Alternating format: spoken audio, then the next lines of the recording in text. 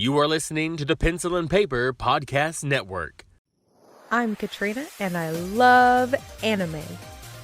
I'm Steven, and I'm aware of anime. But what if that affection could rub off? Perhaps that excitement in her eyes got me curious. I could offer up some solid anime. I could give them a watch, just to see what all the fuss is about. And maybe, just maybe, I could learn to love anime too. welcome to Inspired by a Weeaboo. Hello everybody, welcome back to Inspired by a Weeaboo. I am your host Katrina White, and with me as always is my husband Steven. Konnichiwa. We just finished episode 5 of Fully Cooley. Steven, what did you think? I felt like I was starting to understand a little bit more, but now I've got more questions, but not in the sense of chaos, I will say. Like, it was chaotic, but I think I was starting to understand a little bit of what they were doing. One of the things I liked most about this episode is based off of the events of the last episode where Naoto had practically saved everybody from the explosion. Mm-hmm. Now, his friends heard about it, and when they started talking to him about it, like, oh man, you saved everything. Then they went to that one shot of a gun cocking, and I was like, cocky. Got it. Mm-hmm. And then every time he had this burst of confidence and cockiness, you'd see the click of the gun, and I was like, I like what you're doing. Okay, I understand that. I got that. Mm-hmm. So he's letting a lot of this stuff get to his head. He's starting to be like, yeah, I'm the man. You know, I'm cool. You know, mm-hmm. I'm the hot shit around here. I did not understand why they were shooting each other at the beginning. It was a game. Okay. So like, think of it like, games. you know, playing with Nerf guns or, well, in this case, I'd say more like airsoft guns. Or paintball or something like that. Okay. Something like that. So they were just out having a game, and then they were apparently being watched by the eyebrow guy or one of his associates. It's like his right hand. Yeah. And they did, in the chaos, I thought this was interesting because they swapped animation styles a lot within this one scene. For some reason, went to South Park. I don't understand why we went to South Park, but it was clearly South Park. 100%. Like, why? Like, what was that about? I don't know. I have no idea. Maybe I feel like that was something that would definitely need to be looked up, because maybe it was just something that they collabed with the South Park creators or something. Well, it almost felt like it was done in homage to it, because when the eyebrow guy, who we've got to figure out his name, but I don't ever remember hearing his name. Just the eyebrows. But he was getting a facial or his hair done or whatever, just getting all prim and proper. And that's when he was knitting out all these little details, just being like, I want it like this, I want it like that. That's when they went to the South Park thing. So maybe it was kind of like homage, like he was supposed to be Cartman or something like that, like whining about what he wanted. And that was kind of in reference to that. And that's why they used that specific style to kind of convey, this is what we're trying to say. He's acting like just this entitled little brat. So I guess I could see that, which I thought was cool. And I also liked that they referenced Lupin. I actually got that because they said you don't like the look of the castle of the Cagliostro. I think I said that right. But when he came into the room, that's when he saw Naota and Haru, kissing. I mean, she was like very, very aggressive toward him. Her ass was even hanging out, which I was like, all right, well, I guess we got to see that. And she just kind of, and then he had some big horn coming out of the back of his head, which they never went beyond that. It was like it was starting something, and then it just kind of collapsed back in, I'm guessing. You're talking about Nauta's? Yeah, like, no, it was there. The thing on the back of his head, because that's why he had the hoodie on for so long, was to cover it, but it was the hammer for the gun. Yeah. The handle and the hammer. Cocky. Yeah. So she brought out the cockiness. Yeah. In more ways than one. Giggity. And then we kind of went back to what the other girl, the one with the cat. Yeah. Whose name is slipping. Was it Mamimi? Yeah. Okay. Mamimi. So she kind of came back into the picture. She was kind of there in the last episode, but she was kind of like observing from a distance. Yeah. Like saw everything go down, and that was about the extent of her being in the episode. And then here, I guess. So does she like him or doesn't she? Because I'm a little confused too. Because wasn't she kind of sweet on his brother, and then she was.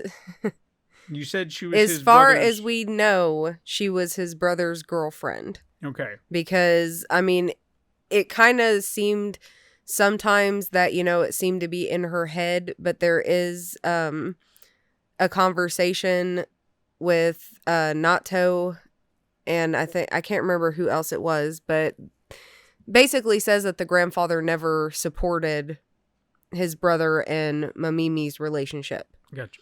So that alludes to the fact that they did have a relationship. And then when he went off to America, he got an American girlfriend and then, has not corresponded with Mamimi since. Okay.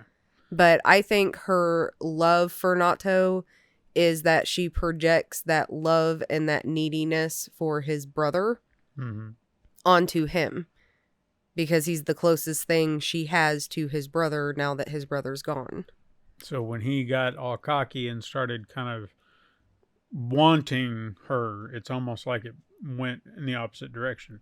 Literally backfired based on the way the thing kind of came out of him at the end. I feel like it was more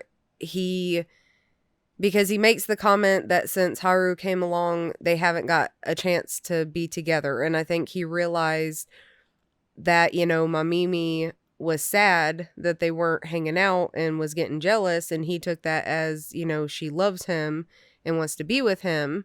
So when he tried to be, the little spontaneous and everything and take her to eat, and she's like, why are you doing this? We can't do this. And he's like, but you like me. And then when he tried to kiss her and she rejected him, it's just that like gut wrenching feeling of, you've basically been playing with my heart this entire time. You allude to liking me. You flirt with me. You leave hickeys on me. But now that I'm reciprocating those feelings, you don't want it. Yeah. And I think Mamimi kind of realized what she had done. I got you. And kind of, I think she realized that she took it too far. And then him kind of losing it was just that whole being overwhelmed with those emotions of, being rejected, the shame and feeling stupid and everything else. And I think that's why there were so many guns, because it wasn't that one emotion. It was an entire array of emotions that he would be feeling at that point, being rejected by the person who he thought liked him because of her actions. Right. Okay. So yeah, I'm following that. And I'm also, did I understand correctly? So we're assuming that eyebrow guy was one of her victims? Haru's victims? We're assuming that she definitely met him when he was younger. Because he makes the comment that, he's not a child anymore or not a kid anymore. We already know that even though they say Haru is in her 20s, she has to be older. She makes several comments just in this episode about how puny humans are. And she comes off like she's been alive for hundreds of years, if not longer. Like she's some kind of cosmic being. Just in the personification of a 20 some odd year old. But it comes off like they had met before. We obviously know they've had interactions before because as soon as they see each other, it's a full-on, gunfight and everything. Which goes against what we heard in the last episode where he was talking about, like, he needed her to be, like, the hero. But you have to think of it that he never confronted her, and then he's getting, his hair done and a facial and stuff at a salon, and all of a sudden she's standing over him, menacingly. So it's kind of a fight or flight mode, and they both kind of went into, a fight mode, and then it just escalated from there.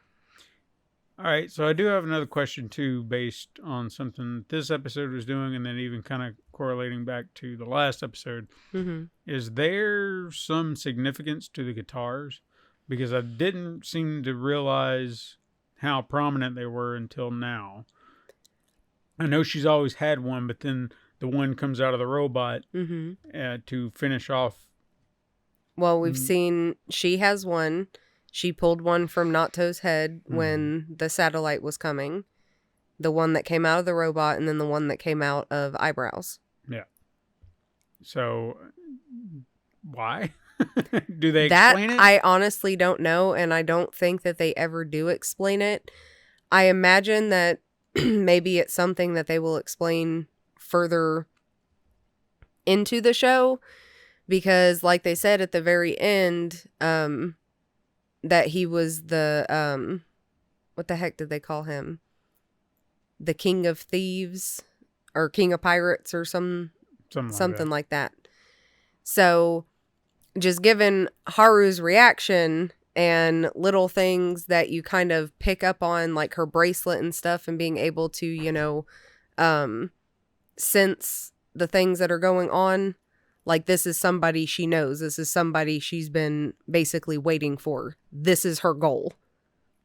So she is responsible for these creatures coming into this world. I mean, not just the robot, but I mean, like what came out of Naoto in this episode. Technically, the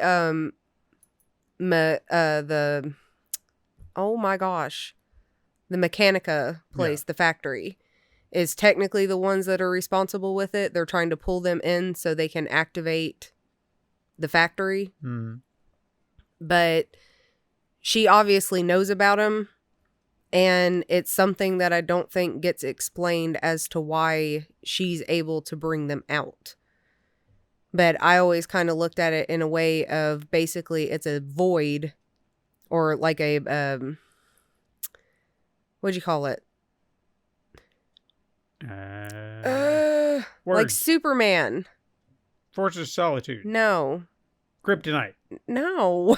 You said Superman, so I'm throwing out. Yes, Superman, where they trap Zod. Oh, the Phantom Zone. Yeah, it's something like that. Like, it's millions of light years away. They're able to pull it through so they can activate this thing to do whatever. She's able to access it, but I feel like she doesn't know what's coming through.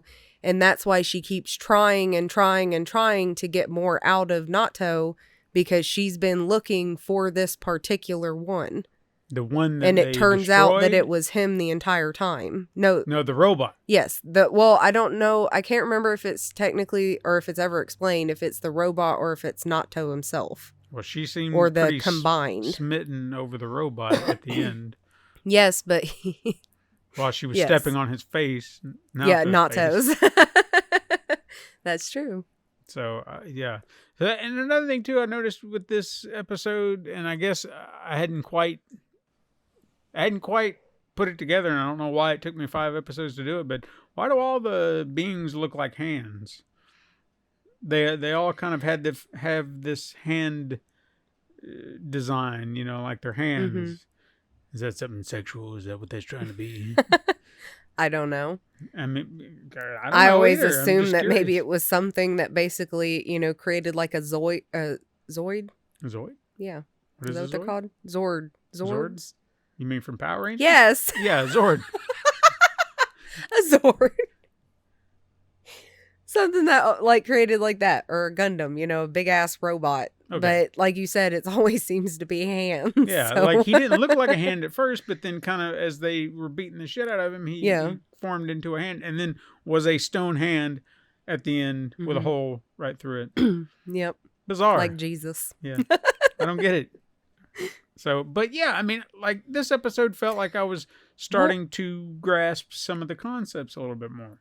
I think I know where they're hands. What? Because what does the factory look like? An iron. Okay.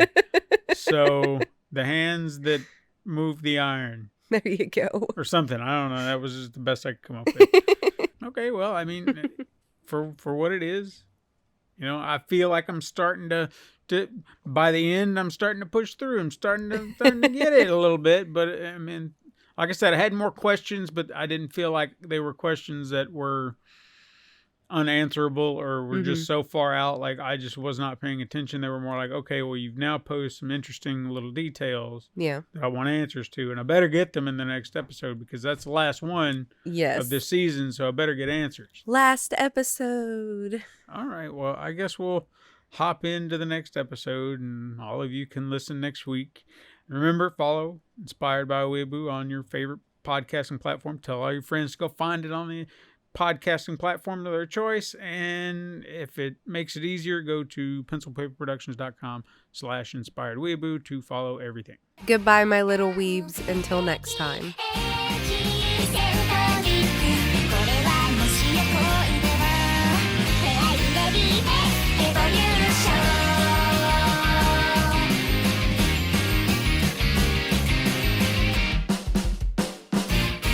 This has been a Pencil and Paper Podcast Network production.